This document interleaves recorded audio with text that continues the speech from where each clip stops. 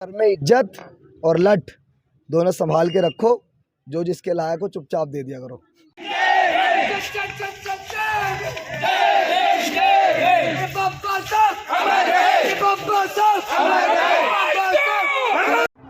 नमस्कार, the hint देख रहे हैं। मैं हूं राजवाड़ा। इस वक्त मौजूद हूं मैं सीहोर ज़िले में। सीहोर ज़िले में पहुंचे हैं अभिषेक जाटव, जो कि शायर भी हैं और आज एक मूवमेंट को लेकर सीहोर में पहुंचे हैं। क्या आया जहन में, जो कि आज आप बाबा साहब की जन्मस्थली से जंतर मंतर पहुंचेंगे? नेताओं को, हमारे समाज के नेताओं को साथ लाने के लिए संघर्ष कर रहे हैं, मूवमेंट को बचाने के लिए संघर्ष कर रहे हैं और एकता के लिए संघर्ष कर रहे हैं। जो समाज आज भी शोषण का शिकार है, उस समाज के ऊपर शोषण खत्म हो जाए, इसके लिए संघर्ष कर रहे हैं। इसीलिए निकले हैं जन्मस्थली से। कुछ ना करने से बेहतर तो कुछ करना चाहिए। अभी तक कितना चले हैं आप? अभी भीम जन्मभूमि से आप देख लीजिए कितना होगा। मुझे लगता है 150 किलोमीटर के समथिंग हम लोग चल दिए। 23 तारीख को हमारा मार्च शुरू हुआ था। हम लोग एक दिन में 30 से 40 किलोमीटर का सफ़र तय कर रहे हैं, ज़्यादा भी हो जाता है। जाटव जी, इस प्रकार देखा जाए तो अभी केंद्र में और कई राज्यों में भाजपा की सरकार है और आदिवासियों पे अभी भी उत्पीड़न हो रहा है। क्या कहना चाहेंगे? मैं सिर्फ इतना कहना चाहूँगा कि हम लोग अभी किसी पे कटाक्ष ना करें तो बेहतर है। आखिर आप लोग एकता बनाइए, संघर्ष कीजिए। जो संघर्ष शायद हम कर रहे हैं, वर्तमान समय की बड़ी मांग है। इसमें तमाम बुद्धिजीवियों को एक साथ आना चाहिए।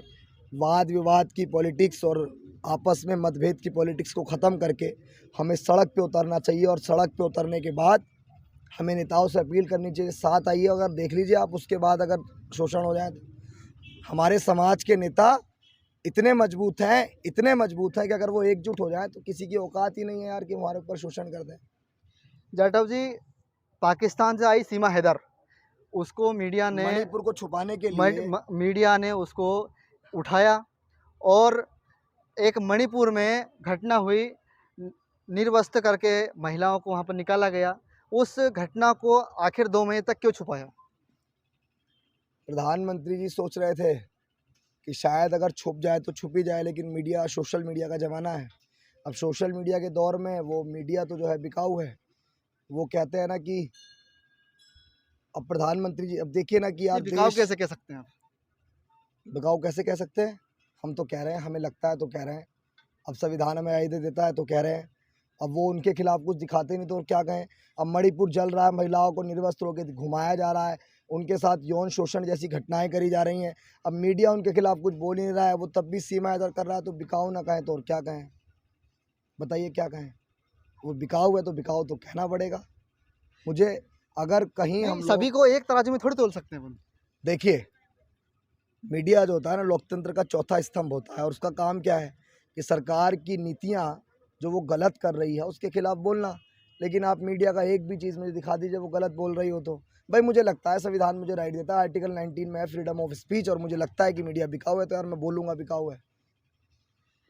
अभी जंतर मंतर आप पहुँचेंगे तो जंतर मंतर का कितना समय रहेगा आपका और कितना और चलना बाकी सर है? अभी निर्धारित समय तो हम लोग तय नहीं कर सकते हैं।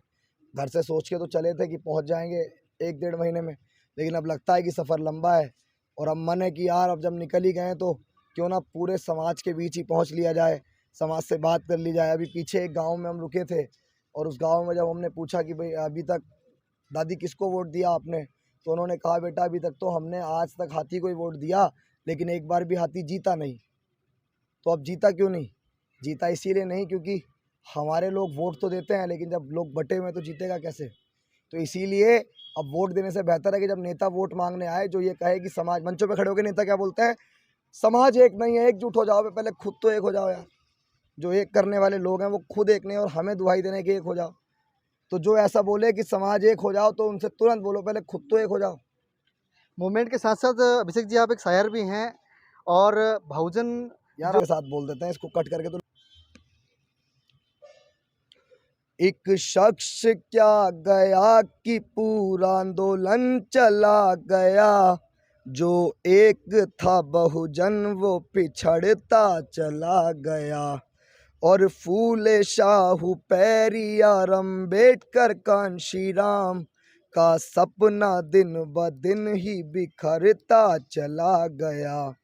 अब आओ मिल के हम ये आवाज उठाएं, अब आओ मिल के हम ये आवाज उठाएं, जो नेता बिखरे हैं उन्हें एक मंच पे लाएं।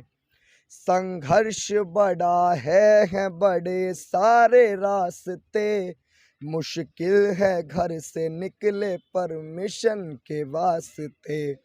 जो सपना बाबा साहब कांशी राम देख गए, हम घर से निकले देश की सत्ता के वास्ते। जय भीम। जाटव जी, एक सवाल और रहा मेरा।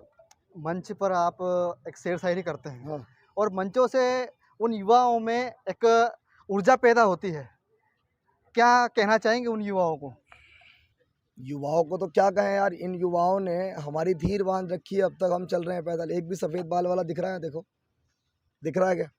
आज तक हुआ क्या है कि नौजवानों पर हमेशा शंका की जाती है कि नौसिखिए होते हैं, लेकिन नौजवान या नौसिखिए कहाँ हैं? इतिहास उठा के देखो। एक बूढ़े साहब थे, लाठी लेके चलते थे, उनका योगदान देखो। एक 23 साल का था भगत सिंह, उनका योगदान देखो। हंसते हंसते फांसी के फंदे को चूम गए। तो यार नौजवानों की ऊपर हमें शंका नहीं करनी चाहिए। नौजवान तो जब किसी चीज़ को करता है वो ठान लेता। आज नौजवानों के अंदर अम्बेडकरवाद की ऐसी आग है कि अगर कोई इस नीले गमछे को, नीले झंडे को देखता है ना साहब, तो उसके पेट में दर्द हो जाता है कि यार अब ये नौजवान जाग चुके हैं, अम्बेडकर मूवमेंट को समझ चुके हैं और एक क्रांति का नया जो बिगुल है ना, इन नौजवानों ने फूंक दिया है और इन्हीं के बल पे हम लोग निकले हैं। और जब नौजवान जागते हैं तो निजाम बदलते हैं साहब। युवा खड़े हैं बहुत सारे और कह रहे हैं कि अभिषेक भैया की एक शायरी हो जाए, उन्हें क्या संदेश देना चाहेंगे? एक मिनट एक नज़्म के साथ बोल देते हैं, इसको कट करके। तो घर में इज्जत और लठ दोनों संभाल के रखो, जो जिसके लायक हो चुपचाप दे दिया करो। देखिए